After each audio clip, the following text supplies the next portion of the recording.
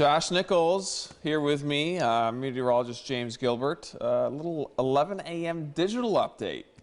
Yeah, it's going to be good stuff. And an interesting morning. You were here, obviously, for the morning show. Lots of rain, really, right, for most? Yeah, I mean, so when you do the morning news, you're up super early. Right. I get up at 1:45 every morning, and this morning we had some light rain. We had some big fat wet snowflakes before sunrise. It was kind of pretty snow globe snow. Yeah. Just did nothing but add a little bit of effect. Different story coming our way. Yeah, far from just being ornamental. I still get up early, get up at about 6 a.m. Right. And there was a light coating on some grassy surfaces, but that was about it. Roads were just wet. No issues. Does that include artificial turf, by the way? Sure. Grassy turf? Grassy turf. Artificial turf works through all. But you said there's a little bit of drizzle right now, which would be expected that you're not really going to see it on radar, but it is out there. Let's see here. Let's get a little bit of a wider view. At least locally, nothing significant. This is the calm before the storm. This is really what it amounts to. Gray stratus clouds, a lot of low-level moisture in play. You can see that right there. Right, not the prettiest, mid-30s. No. East wind, we know that's never very pleasant. Visibility down to 3 miles. That's pretty interesting. Fog. Yep. Everybody's seeing actually pretty low visibility across western New York. So we're in the 30s, everybody in the 30s. Syracuse at 40 degrees, a little bit warmer. Climb probably into the upper 40s this afternoon, you think? I think there will be many spots in the Finger Lakes, southern Finger Lakes, that probably make a run for, maybe mid-40s. Dansville, 43, 44. Penn Yan, similar story. That northeast wind, of course, as you know, if you live up near Lake Ontario, it's going to keep you cooler up there. Right. So upper 30s probably for you lakeside. We'll flirt with 40 here in Rochester, but maybe not until just ahead of that storm, which we see building here. Yeah, wider view of the storm system. I looked at latest pressure readings, at least at the surface, and it's a very weak and broad low that's really from kind of eastern Tennessee that extends through West Virginia up into Pennsylvania. Not really organized quite yet, at least at the surface. But this pattern, and for sure in the echoes here on radar, the radar signature is just a sign of a burgeoning storm system, and it is going to rapidly intensify here as it tracks from Kentucky, James, to Pennsylvania. Yeah. And then the path is pretty much right over Rochester. Yeah, for sure, and which actually kind of cuts down on Rochester potential snowfall totals. I think that with the shift a little bit further eastward, or westward, excuse me, with the forecast low path directly overhead, that's going to cut down on snowfall totals, at least locally. Well, it will. It will mean a surge of rain probably right around 10, 11 o'clock tonight. And I don't want you to get caught off guard, though, especially for that morning drive. Yeah. Both the morning drive and the afternoon drive are both going to be rugged for travel, because the storm is finally going to make its way right over Rochester, probably early tomorrow morning, like 2, 3 o'clock in the morning. It'll be almost dead center right overhead.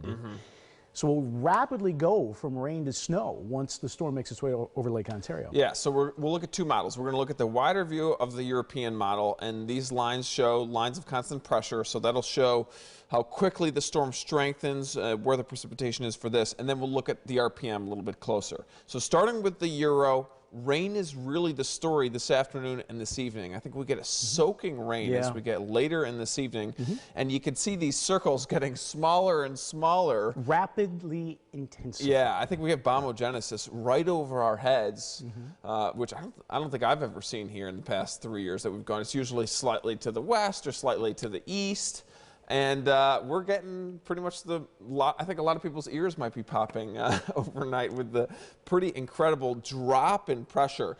And this is the sweet spot. You just mentioned 2:30 in the morning, tomorrow morning, that's when we start to see heavy rain and transition to snow. And it's that transition that I don't want you to be caught off guard. If you've got to get up super early, like some of us do for News 8 at sunrise, and you may as well for your work, your line of work, and you're coming in from the west side, there will be that rapid transition before sunrise from rain to a mix to snow, and it's going to happen within minutes. And that's going to start to accumulate on the grass. It's going to start to accumulate on hilltops, and then it will start to accumulate on the roads. But the issue here is when you've got a rapidly intensifying storm system, and you've got that rapid drop in temperature. Whenever you've got that rapid drop in air pressure and temperature, you've got wind, and there's going to be a lot of wind with this system. Yeah, for sure. The wind ramps up. I would say if you commute in the morning and it's longer than 45 minutes and you're coming from the west side anywhere to Rochester, you're going to run into some issues in the morning. Oh, yeah. Yep. The wind really starts to ramp up by 9, 10 a.m. I do think we see a little bit of, maybe not necessarily dry time, but overcast skies later in the morning and in early afternoon before we see lake effect start to ramp up. Blowing snow. So whatever snow falls, and it's going to come down hard with the system. We talk about the synoptic snow, which is just a fancy meteorological word for the system snow. We'll get that first thing in the morning before sunrise, and then once the storm tracks north, we get more of a lake effect pattern that sets up. So instead of the synoptic, we go to the mesoscale, and we start to look at these bands of snow, but it's all going to be wind whipped. So it's blowing snow and the actual snowfall itself that's going to impede visibility and cause some travel issues. Yeah, and it will be a Eastern Lake Ontario Tug Hill special once we get into Friday and Saturday, where they get hammered with feet of snow likely. And need a yardstick to measure. Yeah. There's no rulers, yardsticks. Yardsticks, right. Yep. And I do think we get a taste Friday night and Saturday. It looks like we could see a little bit of a shift of that band southward. Yep. And of course, this is the band that's going to be heavy snow. That is the band to watch for Rochester in the famed 104 corridor north and east of Rochester on the southern shore of Lake Ontario. That is the band to watch for our best chance for snow, for accumulations, and they will be wide-ranging under the most persistent and heaviest snow bands. We could see snowfall rates that'll be up there, a couple inches an hour. That means whiteouts, and that means some of us picking up on some shovelable, plowable snow Friday night, Saturday. More so than with this initial system. That's right. That we're going to get tomorrow. That's right. So that'll be to watch. All right, so this is a different model, a little bit of a closer view, higher resolution, so it might be a little bit easier to see or at least discern what could potentially be an output here. So there we are at 10 p.m. tonight. We've got heavy rain, already starting to see a transition in the southern tier with temperatures dropping in the lower 30s. That's a little bit of a mix or wet snow, but very heavy at 10 p.m. tonight. That continues through 3, 4, 5 a.m. Everybody either at or just, well, we're right around freezing for most spots. But I think even with 34, 33 degrees, we see some accumulation, a little bit of dry time, and then, of course, then we see the lake effect ramping up. You know, it'll be interesting to see how close this band gets to Wayne County Thursday night. Yeah, it will. I think it depends on a lot of factors, obviously, the way that the winds line up. Yeah. You know, it might be more of an issue, I think, for Oswego than it will be for Wayne County. So I'm not so sure I'm on board with that. Yeah, sure. It might be I think it's going to be a little further north, targeting the tug. I think it's Friday that as that wind goes a little bit more northwesterly, that's when we're going to start to see the and of course, and it could oscillate. You know, it could easily oscillate. But there is a strong upstream connection here, James, on Friday afternoon and night, and it's that upstream connection where you get moisture input from the upper lakes. That is going to be like I like to call it a shot in the arm. It's going to be like that big old adrenaline shot, and that could really pump out the snowfall rates later Friday into early Saturday. That helps so much. Protracted period of winter weather. That's something to remember here. This is not just early tomorrow. This is not just tomorrow afternoon. This is tomorrow night. This is Friday. This is Friday afternoon. Friday night. Saturday morning. I mean, this is a long stretch. Right, all the way through the entire month of February, including the 29th. That's right. Including the extra day that we get. Right, exactly. So, you know, and this is really only, you know, a piece of this storm system. That's right. And so we're taking it bit by bit, and we're talking local. You know, we'll be obviously Rochester focused, but these numbers are, you know, not a lot, at least locally, and then especially once you get into the Finger Lakes. The focus is going to be west heading to Buffalo, where we're going to see those bigger numbers. And you think, well, the low's heading right overhead. Why aren't we getting all of the snow? Well, a lot of times you don't see the heaviest precipitation right where the center of the low is. It's usually offset. It can be 25, 50 miles, sometimes either to the northwest or sometimes to the southeast, depending on the type of low and how it forms. And in this case, it's definitely going to be to the west side. Yep, and so this represents a combination of the general snowfall with the wraparound moisture in the backside of the system tomorrow. And it also represents, because we're going through the afternoon here, some of the lake effects that will set up off of Erie during the course of the morning and into the afternoon as well. So, you know, there's going to be some sharp cutoffs here. Obviously, not much in central and southern Finger Lakes, too mild. A lot of rain there. Soaking rain, yeah. Soaking rain.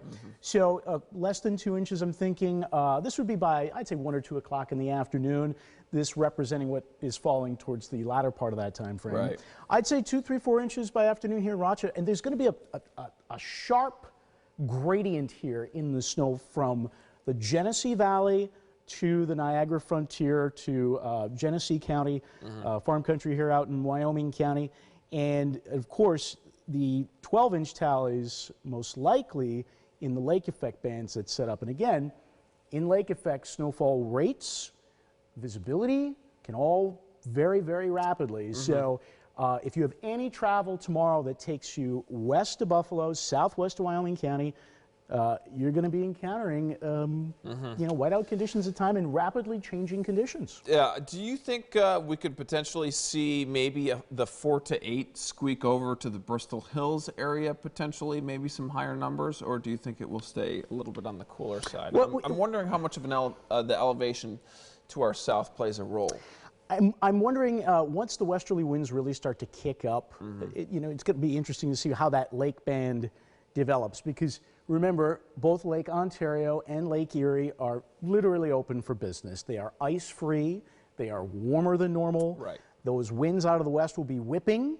So it's quite possible that the band off of Erie could, I mean, it could make its way all across the Finger Lakes, clear out towards the Hudson Valley. I mean, that's a possibility, and that could take that 4 to 8, you know, a little further east. We're fine-tuning that. We'll have to look at some of the mesoscale models, I think, in the short fuse models to see how that will work out. Yeah, unheard of for Lake Erie to really see so much open water. Yes, right. This time of year. That's right. And that's the other thing, too. If you are a snowmobiler, my goodness. I mean, you love heading out to the Tug Hill during the winter. You haven't really had that chance this winter. No. Really haven't had a significant Tug Hill event this winter. This is the one. And it's this great. is the one. I love it when you know, for the winter weather lovers, it's a perfect scenario. You get the heavy snow on Thursday, Friday, and then you have the weekend to enjoy it. Because temperatures will stay on the relatively the cooler side, so the snow is going to stick around. I posted on Twitter this morning, I didn't know if this was the periodic table of elements or it was the National Weather Service watches in the mornings. And you know, a lot of people do see these on their phones. They might have the alert where their National Weather Service in Buffalo goes off. So really quickly, just to digest a little bit of these colors, we have the winter storm warning locally, Orleans County, Genesee County, Niagara, and then the northern part of Erie. Buffalo likes to do that. They like to split Erie into kind of two, Erie County anyways. So winter storm warning, that's focused on the heavy snow that we're going to get as well as the strong winds. Quiet in Monroe County, amazingly, didn't quite meet their criteria for even a winter weather advisory. Staying local in Wayne. Oh, go ahead. Being specific. This goes through tomorrow afternoon. So this is for the general snow and the transition to lake effect with the wind and the visibility, etc. The idea here being that there's that sharp gradient. Right. I think that's where that's why Rochester is included. Not to say that we're not going to get snow over the next several days, that we're not going to get wind, that we're not going to get Arctic air. We will. Yeah. It's just that this particular warning, I think, is designed for that general snow that we get overnight and early tomorrow. Yeah, and Thursday afternoon, that's when our snowfall totals go to, so that's kind of why we're using that as a bit of a threshold. So Wayne County, that's a winter storm watch. I think this winter storm watch has to deal with the lake effect that we're going to get as we get into Friday night and Saturday. I think that's why we have that winter storm watch, interestingly enough. And then, of course, we have lake effect snow warnings, the classics. for east of Lake Erie. We'll continue to watch that. And then, you know, you mentioned a little bit earlier the wind. That's going to be a really big thing. And so these are all connected with what we're going to expect as we get into the next few days. 40, maybe 50-mile-per-hour wind gusts? Yeah, I think that's, and keep in mind that's going to be focused around the higher elevations in particular. So in these kinds of events, the wind funnels, off Lake Erie, through the terrain, Wyoming County, higher terrain here, places like northeast Wyoming County, the open country here in Genesee County. It'll funnel here as well through the Bristol Hills. So there are those favored spots. Yeah, and so with that, of course, comes the cold air. We're going to likely get the cold with the winds. And if you're traveling north-south, something to keep in mind. Yeah, for sure. So overnight lows in the teens. I think we have single-digit wind chills for several of these mornings. And then that should finally break. Looks like by Monday morning, we'll start to see that turn over to some warmer weather. That's right. We got to wrap it up. Yeah, we're getting the wrap signs. So I think that works out. 15 minutes, I like that. Keep the 15-minute time frame going. And that should do it for us. So noon show. Stay tuned for that on CBS after The Price is Right. And we'll be back with more updates this afternoon. All right, take care.